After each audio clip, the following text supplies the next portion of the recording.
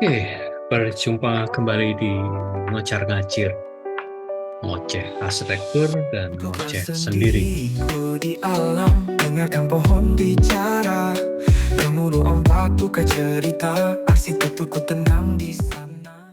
Oke, rekaman ini dilakukan di malam hari. Mungkin rekan-rekan akan melihat perbedaan dari biasanya.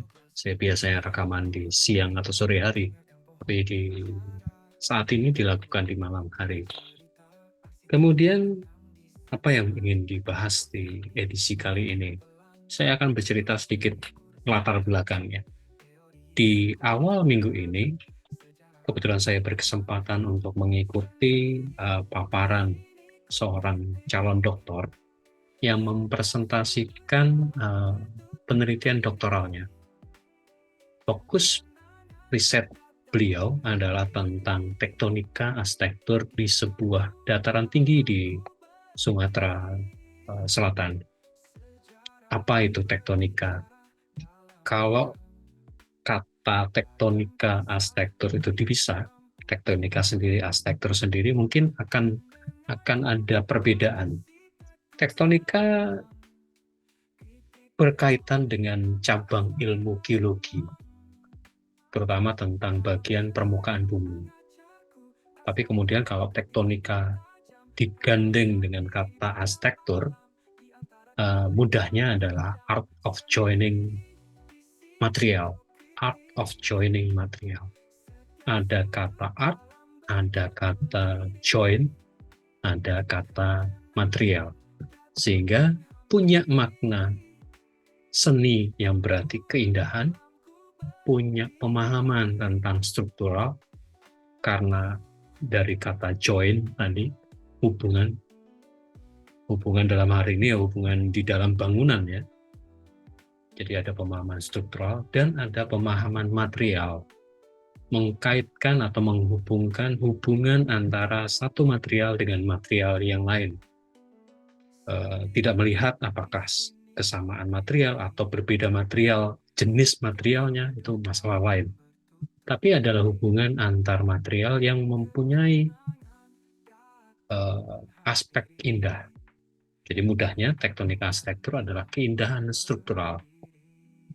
Saya tidak akan membahas masalah tektonika arsitektur terutama di dataran tinggi Sumatera Selatan tersebut, karena itu mungkin di lain waktu si calon dokter yang sekarang sudah menjadi dokter ini akan memaparkan risetnya di waktu yang akan datang.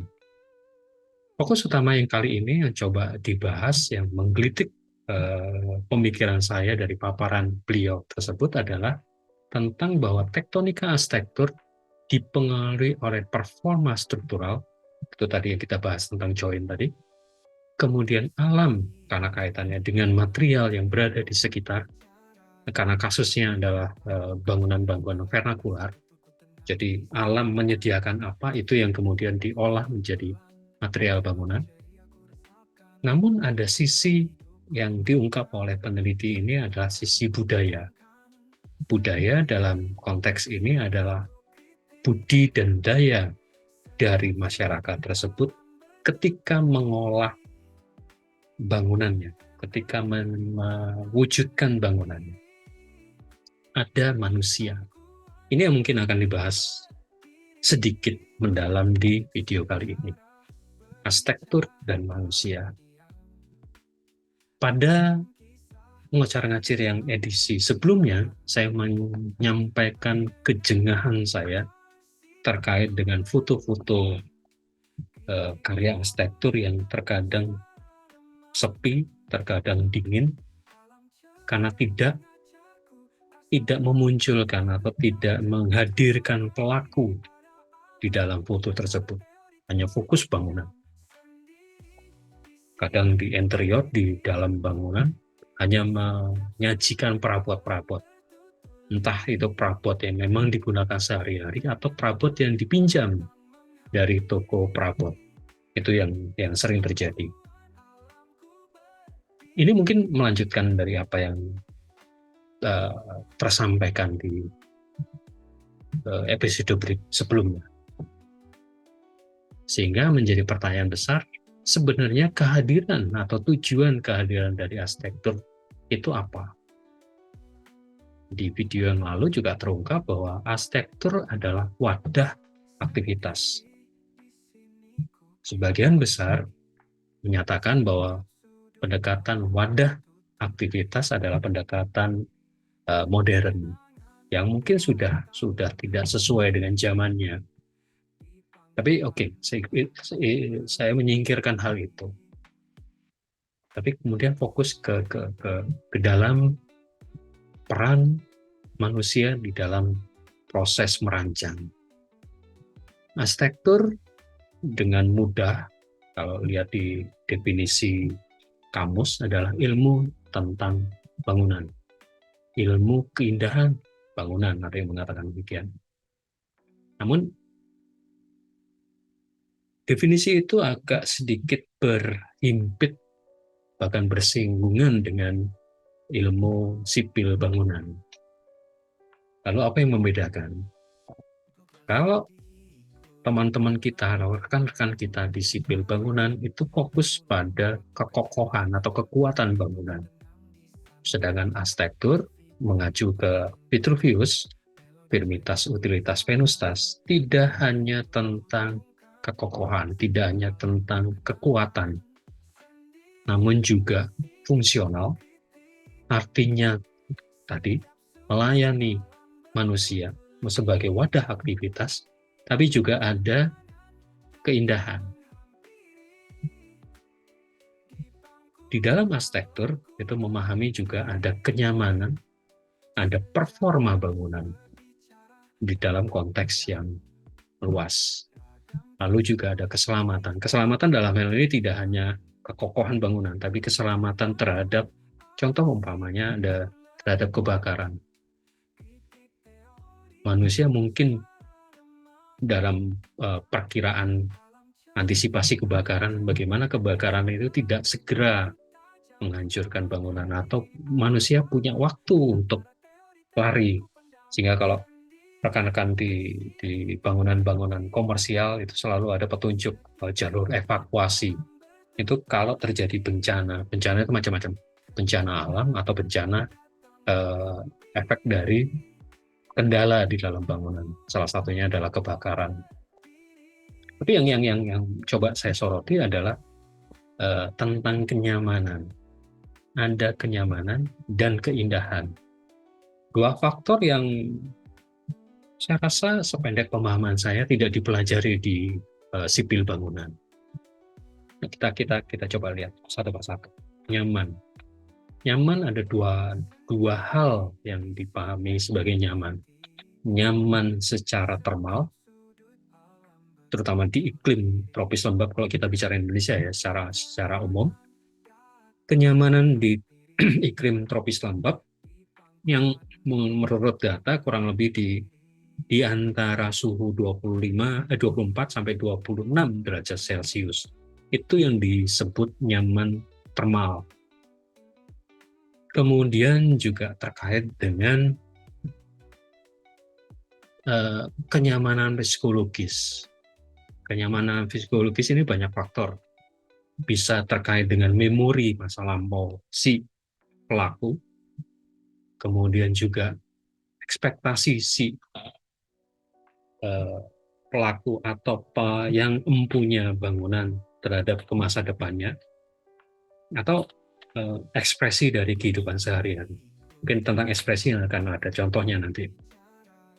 Lalu juga ada unsur indah. Indah estetik itu bahkan menjadi satu cabang ilmu di filsafat. Jadi bicara tentang apa sih indah itu. Itu juga bahasan yang cukup menarik, dan itu juga dibahas di dalam arsitektur terkait dengan bagaimana persepsi atau bagaimana si manusia memahami itu indah. Dan si arsitek, sependek pemahaman saya, wajib memahami bagaimana konsep indah dari si calon pengguna atau si yang punya proyek. Oke. tentang kenyamanan termal. Si arsitek kalau ketika merancang sebuah bangunan juga harus paham bagaimana kenyamanan termal di masing-masing ruangan yang dirancangnya. Jadi tidak hanya merancang fasadnya, tidak hanya merancang mukanya, tapi sampai ke ruang-ruangannya. Saya coba memberi contoh satu ruangan yang mungkin akrab bahkan di semua rumah tinggal itu ada, yaitu dapur. Bagaimana aktivitas di dapur itu menjadi nyaman. Aktivitas di dapur dan katakanlah di ruang tamu, di ruang TV, di kamar, itu punya aktivitas yang sangat berbeda. Dan efeknya adalah kenyamanannya juga punya pendekatan penyelesaian desain yang sangat berbeda. Contoh, di dapur ketika beraktivitas dengan memasak, dengan panasnya api dan segala macam, jadi di dapur itu pasti ada proses meracik, membersihkan bahan makanan, kemudian ada proses meraciknya, mempersiapkan bahan makanan, memasaknya, kemudian menyajikan. Jadi itu tahapan yang umum dilakukan di dapur. Nah, efeknya adalah aktivitas tersebut ada pergerakan, ada panasnya kompor, belum lagi ada banyaknya bahan makanan yang harus disiapkan dan disajikan. Ada perangkat-perangkat yang harus digunakan, dari pisau, mungkin juga perlu sutil, perlu spatula, istilah yang lain gitu kan, macam-macam. Dan itu punya konsekuensi ruang tersendiri. Bagaimana menyimpannya, bagaimana efektivitas pergerakannya. Tapi kemudian pada saat bersamaan juga ada panas yang dimunculkan tidak hanya dari aktivitas tapi dari kompor. Nah, kemudian ini akan berbeda konteksnya kalau umpamanya di rumah atau di sebuah rumah yang berlokasi di hunian padat, yang tidak punya keleluasaan bukaan ruang. Jadi asap itu sulit untuk segera dikeluarkan, sehingga muncul teknologi, harus hadir teknologi. Salah satu teknologi yang paling umum digunakan adalah exhaust fan untuk mengeluarkan, entah exhaust fan yang keluar ke arah mana, bisa ke atas, bisa ke arah hubungan dan segala macam, itu berikutnya. Tapi demi alasan kenyamanan si pelakunya, maka teknologi itu hadir. Itu akan berbeda sekali pendekatan perancangannya, pendekatan untuk kenyamanan pelakunya, jika kemudian rumah itu berada di katakanlah di desa. Di desa dengan keleluasaan ruang terbuka, mungkin si arsitek tidak perlu menghadirkan teknologi, apapun nama teknologinya itu. Cukup dia memikirkan bagaimana udara itu bisa mengalir dari luar, masuk ke dapur, dan segera keluar. Sehingga hawa panas itu tidak terperangkap di dalam dapur. Itu aspek kenyamanan. Dan aspek kenyamanan itu demi si manusia ketika melakukan aktivitas di dapur. Itu contoh-contoh bagaimana manusia punya peran yang besar di dalam mengekspresikan atau menghadirkan karya arsitektur. Sehingga seorang arsitek yang baik itu mesti mengidentifikasi aktivitas-aktivitas dan siapa yang melakukan. Karena selain kenyamanan termal tadi, contoh tetap di dapur, dia juga harus memikirkan bagaimana perabot-perabot yang harus hadir di dalam dapur tersebut.